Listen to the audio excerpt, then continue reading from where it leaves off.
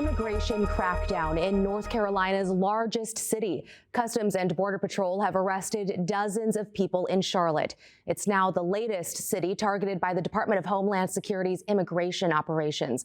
Hello, I'm Christine Pedawanich. The operation has been dubbed Charlotte's Web, and it's getting a lot of attention across the country. The operation started with immigration agents arriving in Charlotte on November 15th.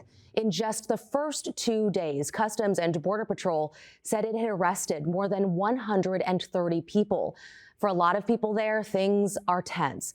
Our station in Charlotte has seen agents throughout the city, from a flower stand to outside churches and grocery stores. Bria Smith has more. I did witness the detainment of a man who neighbors say is a hard worker, but I also witnessed a community coming together during this very tough time. It's a bad sight to see, seeing somebody yanked out of their car halfway out, being manhandled like that. Tidro Zergabachu is one of many witnesses to the incident early Sunday afternoon. He says it's something he's witnessed on social media, never thinking he'd see it with his own eyes.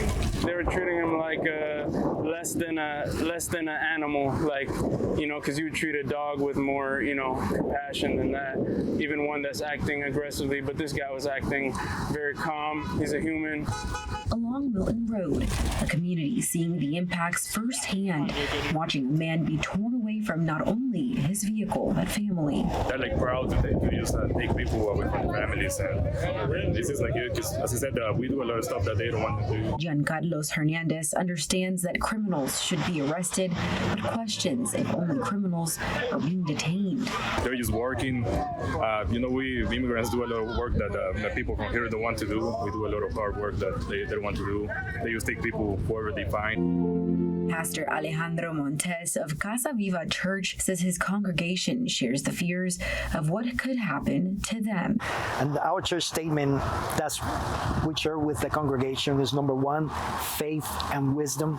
We live by faith, but we got a wisdom. If that wisdom just let you decide to stay at home, you will be no one's gonna condemn you because you stayed at home. DHS officials say many of the people taken into custody have a significant criminal and immigration history, but didn't offer many other details or say how many of those arrested are facing charges. Several videos of arrests are being shared online. In this one, witnesses say agents were trying to detain a teenager who worked at a grocery store just south of Charlotte. Another clip shows Border Patrol agents chasing a person in a parking lot. And another video being shared online shows federal agents smashing a man's truck window. Usted me lo quiebra, usted me lo paga. Usted quiebra mi ventana. He says he told officers he's an American citizen and had real ID, but he was still stopped and questioned about his legal status. Miles Harris spoke with him about what happened. Everything happened in 2 minutes. Willie Aceituno is a Honduran-born U.S. citizen. He recalls grabbing his breakfast along South Boulevard and getting set for work until he says he was stopped by Border Patrol agents twice. Now, he's got scars following the encounter. He broke, open door, and too hard to take out to me out, And second, I go to the ground like this. Randy, they're in our yard. Border Patrol agents were spotted in several areas, including South Boulevard, Central Avenue, and Albemarle Road, making arrests throughout Charlotte, using vans and SUVs while operating near businesses and busy intersections. I see that officer immigration try to catch him, and I say, oh my goodness, the immigration is here. With the details surrounding CBP's operations remaining limited, community members are asking what's next. Yeah, now I need to pay maybe $700 window and key. This is happening in Charlotte this morning. For the next couple of weeks, it's the same. DHS responded to the incident on social media. In a statement, it said Aceituno became, quote, erratic and refused lawful commands. They added officers, quote, followed their training to remove him from his truck. Meantime, North Carolina's governor says the immigration crackdown is increasing fear in the community and dividing Charlotte. We've seen masked, heavily armed agents in paramilitary garb driving unmarked cars, targeting American citizens based on their skin color, racially profiling and picking up random people in parking lots and off of our sidewalks. going after landscapers simply decorating a Christmas tree in someone's front yard, and entering churches and stores to grab people. This is not making us safer. It's stoking fear and dividing our community. The governor acknowledged it being a stressful time, but he called on residents to stay peaceful. Students at a local high school held a school-wide walkout on Monday to protest the Border Patrol operation. Students wore black and carried signs as they marched. They say they'll keep standing with classmates of immigrant descent and push for a safer, more supportive campus. That's not the only protest. Other people are also rallying, calling for an end to immigration operations in the city. Anna King heard from protesters. As news of Border Patrol operations spread, so did the crowds. ICE out of Charlotte now! Community groups, families, and longtime activists all packed into Uptown, saying they fear what this could mean for their neighbors. And we're here to say that we will not tolerate this and that we demand Border Patrol leave our city immediately. Protest organizers say what's happening in Uptown Charlotte is a part of a national pattern, and they believe the public can make a difference. It's not a coincidence that Border Patrol was forced out of Chicago. It was through a mass movement of people demanding that they leave, and so that is what we're doing here today. Among the crowd, protesters hoping to send a message of support to immigrant families. I'm here to tell our immigrant community that I stand with them, along with thousands and thousands of others who know that they have been contributing to our community, to our culture, to our education, to our business community. One struggle, one fight! Others say the news hit differently when it came to their city. This time it's in my backyard. And I'm watching it on my feed, people dying on my feed and being stolen on my feed just every day. With immigrant communities uneasy, some businesses in Charlotte are shutting down. Among them is the owner of a popular Colombian bakery that's been open for nearly 3 decades. The owner says he made the decision to temporarily close after he saw agents stop people outside his shop. I don't want to blame myself, knowing that maybe a kid lost her father or their mother because wasn't his way to buy bread at the bakery. He says he'll reopen only when he feels his customers can safely walk to his counter. There's no word yet on how long Border Patrol agents will be in Charlotte.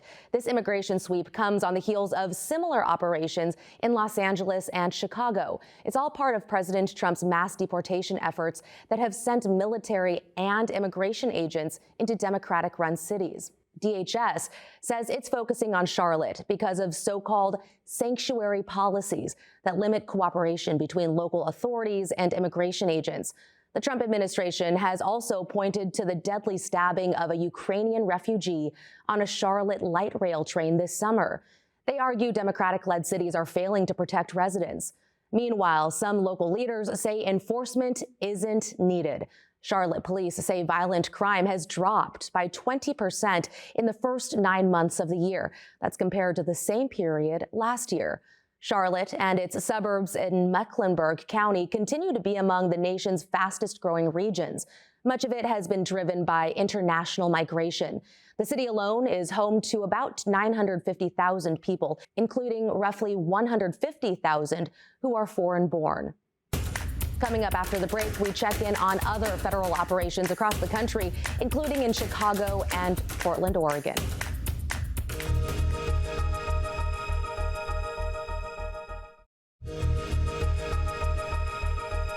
Hundreds of National Guard troops deployed to Chicago and Portland, Oregon are being sent home. The Associated Press reports about 200 Texas National Guard troops in Chicago will withdraw from the city.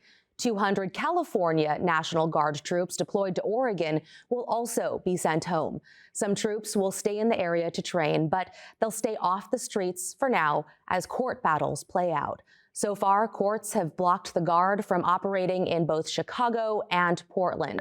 Earlier this year, the Trump administration deployed the Guard to Los Angeles during immigration protests. The Guard was also sent to Washington, D.C., where they were part of a broader federal intervention that the president claimed was necessary because of crime problems. In Chicago, we're learning more about the people detained in an immigration crackdown there. Court records show some of the hundreds detained in the initial weeks are not considered high public safety risks by the government.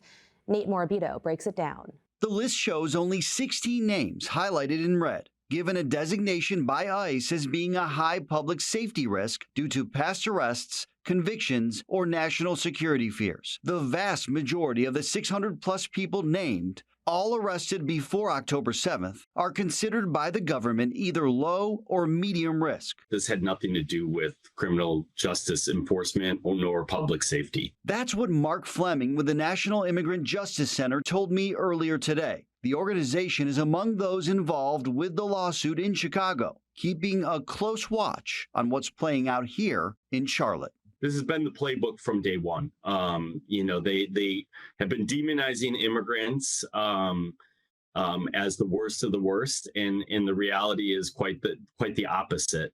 Those people in the Midwest could be released from custody as a result of a class action lawsuit. The federal government is expected to appeal a federal judge's ruling that would pave the way for their release. South of Portland, Oregon, federal immigration agents in the state's capital arrested more than 20 people in just one day. Celine Stevens spoke to immigrant rights organizations in Salem, pushing back on those arrests. It was a very sad, heartbreaking day for many across Salem. Federal agents detained at least 24 people in Salem, according to Oregon for All, a statewide coalition that works toward immigrant justice. ICE broke windows to get people out, ran into vehicles to stop them. Jess Montoya is the network director for the group.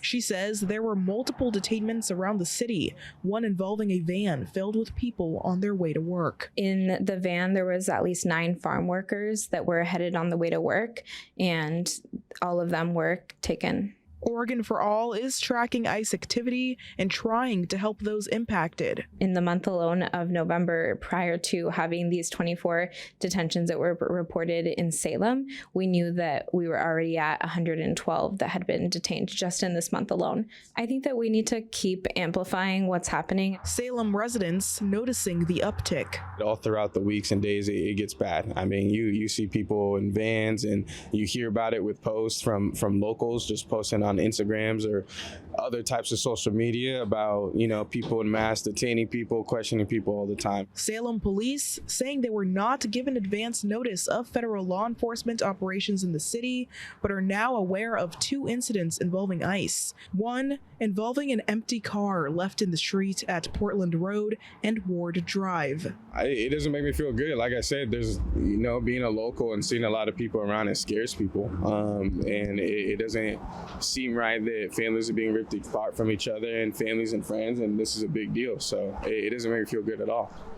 DHS released a statement confirming 26 people were arrested. It said their criminal histories include domestic violence and driving under the influence. Homeland Security says they'll remain in ICE custody pending removal proceedings. They did not identify the people arrested, so we were not able to independently confirm their criminal background. We'll continue to track immigration and federal operations across the country and bring you updates. For now, I'm Christine Padawanich. Thanks for watching.